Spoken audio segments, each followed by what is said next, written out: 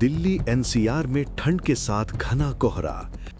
हिमाचल उत्तराखंड में बर्फबारी का अलर्ट।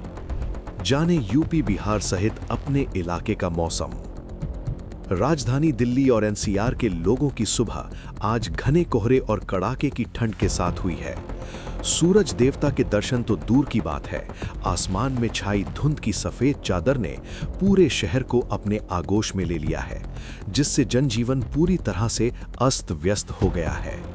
दिल्ली वालों के लिए रविवार का दिन सुकून वाला नहीं बल्कि कपकपी छुड़ा देने वाला साबित हो रहा है, क्योंकि मौसम विभाग ने आज राजधानी में सर्दी का येलो अलर्ट जारी कर दिया है। हालात ये हैं कि सुबह घर से निकलते ही लोगों का सामना जीरो विजिबिलिटी से हुआ और सड़कों पर गाड़ियां रेंगती हुई नजर आईं। कोहरा इतना घना है कि कुछ मीटर दूर देखना भी मुश्किल हो रहा है, जिसका सीधा असर यातायात पर पड़ा है और वाहन चालकों को हेडलाइट जलाकर धीमी गति से गाड़ी चलानी पड़ रही है ताकि किसी दुर्घटना से बचा जा सके।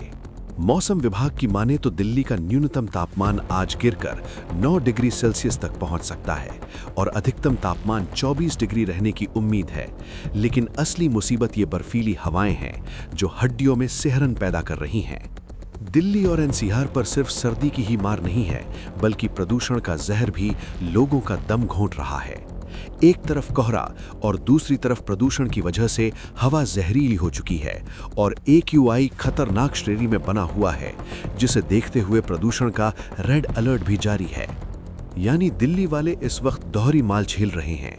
जहां ठंड ने ठिठुराया है तो प्रदूषण ने सांस लेना मुहाल कर दिया है। ये स्थिति सिर्फ दिल्ली तक सीमित नहीं है, बल्कि इसका असर पूरे उत्तर भारत में देखने को मिल रहा है। मैदानी इलाकों में बढ़ रही इस ठंड की असली वजह पहाड़ों पर हो रही भारी बर्फबारी है। जम्मू कश्मीर, हिमाचल प्रदेश और उत्तराखंड की वादियों में कुदरत सफेद चादर बिछा रही है, जिसका सीधा असर मैदानी इलाकों के तापमान पर पड़ रहा है।